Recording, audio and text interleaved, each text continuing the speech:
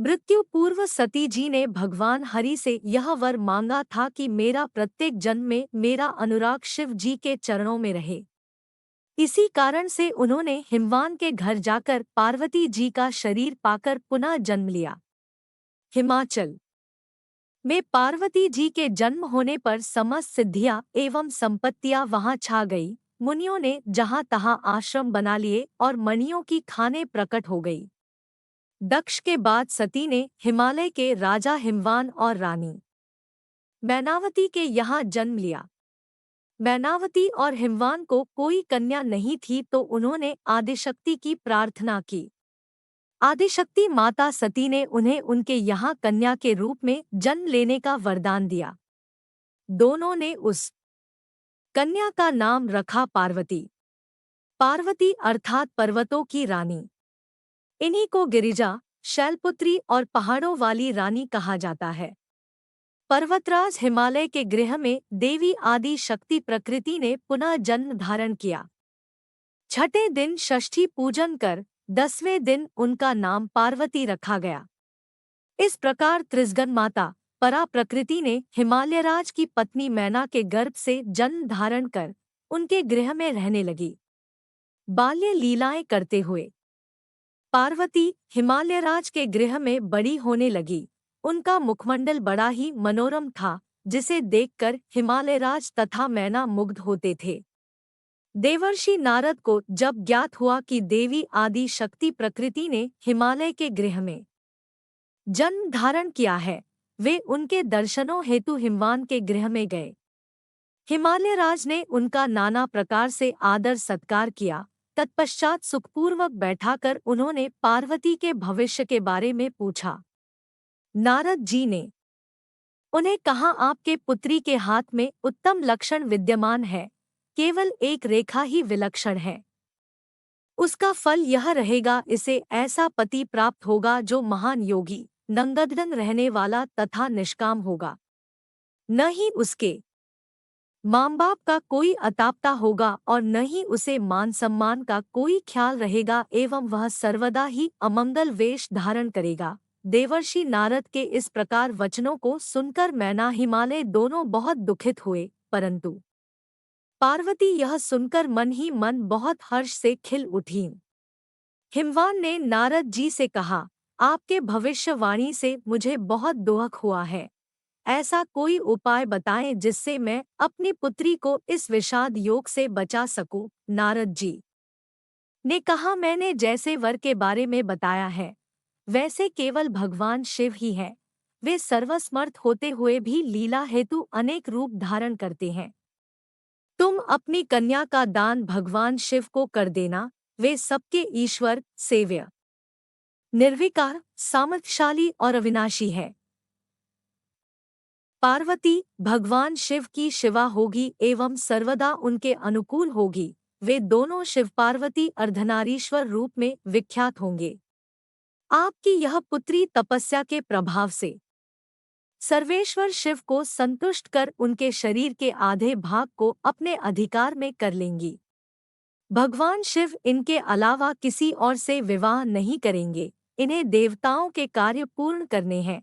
तुम अपनी कन्या का दान भगवान शिव के अतिरिक्त किसी और से करने की सोचना भी नहीं तथा यह सभी तथ्य गुप्त है। इन्हें कभी किसी से नहीं कहिएगा। इस पर हिमालयराज ने नारद जी से कहा, भगवान शिव तो महायोगी है तथा संसार से पूर्ण रूप से विरक्त हो चुके हैं। वे जैसा तप कर रहे हैं वह देवता भी नहीं कर सकते हैं तथा वे संसार के प्रति निरासक्त हो चुके हैं। उनके एकाग्र मन को कोई भी विचलित नहीं कर सकता है। इस अवस्था में वे कैसे मेरी पुत्री को अपनी पत्नी बनाएंगी? मैंने किन्नरों की मुख से निरंतर ऐसा सुना है कि भगवान शिव ने पहले यह प्रतिज्ञा की थी कि वह सती के अतिरिक्त किसी और से विवाह नहीं करेंगे। इस पर नारद जी के कहा, पूर्व काल में आपकी यह कन्या ही सती थी। पितृगृह में अनादर पाने के कारण इन्होंने अपने शरीर का त्याग कर दिया था। असुरपति तारकासुर ने देवताओं को जीतकर अपने बल तथा अहंकार से समस्त देवताओं को अपने अधीन कर लिया है। वह तीनों लोकों का स्वामी है। ब्रह्मा जी के वर अनुसार उनकी मृत्यु तो निश्चित है, परंतु भगवान शिव के पुत्र के हाथों से उसकी मृत्यु होगी। समस्त देवता भगवान शिव से निवेदन करेंगे ही, परंतु वास्तव में आपकी यह पुत्री ही उन्हें मुग्ध कर लेंगी। आपके यहाँ जन्म लेने वाली यह महामाया संपूर्ण जगत को मुग्ध करने वाली है। लक्ष्मी रूप में साक्षात भगवान विष्णु को मुग्ध करती है।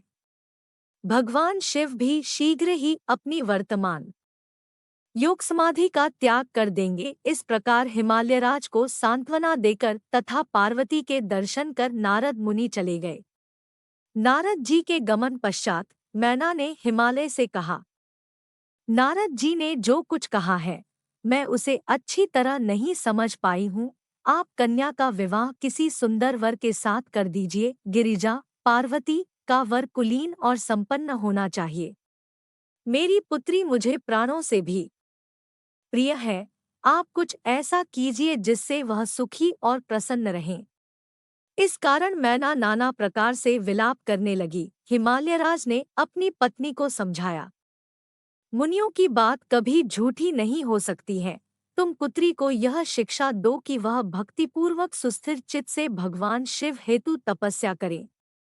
शिव के समीप समस्त अमंगल भी मंगल हो जाते हैं, फिर उनका भेष अमंगलकारी ही क्यों न हो।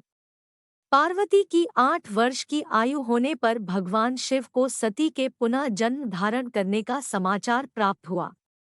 उन्होंने मन ही मन बड़े आनंद का अनुभव किया। उन्होंने लौकिक गति का आश्रय लेकर अपने मन को रूढ़ एकाग्र किया और तप करने का विचार किया। अपने समस्त अनुचरों के साथ भगवान शिव ने भी कामरूप कामाख्या क्षेत्र त्याग कर हिमालय में कठोर तपस्या हेतु प्रस्थान किया। जिस स्थान पर पहले कभी गंगा नदी ब्रह्मलोक से स्वयं अवतरित हुई थी, गंगावतरण शिखर, वहां भगवान शिव ध्यानमग्न होकर विराजमान हो गए। हिमालय पर रहने वाले गंधर्वों तथा किन्नरों ने वहां भगवान शिव को एक कूट पर ध्यानमग्न देखकर हिमालयराज से कहा, भगवान शिव कुछ ही दूर एक कूट पर अपने समस्त प्रमथ गणों के साथ है। उनके गणों में कुछ समाधि लगाए हुए थे तो कुछ थोड़े दूर बैठे हुए थे, कुछ नाच गा रहे थे तो कोई हंस रहे थे। उनमें से कई नग्न दिगंबर थे तो कुछ पशु चर्म धारण किए हुए थे, कुछ भस्म लगाए हुए थे, किन्हीं के मस्तक पर जटाएं थी। इस प्रकार उस भूतनाथ की विभूति अनुपम थी।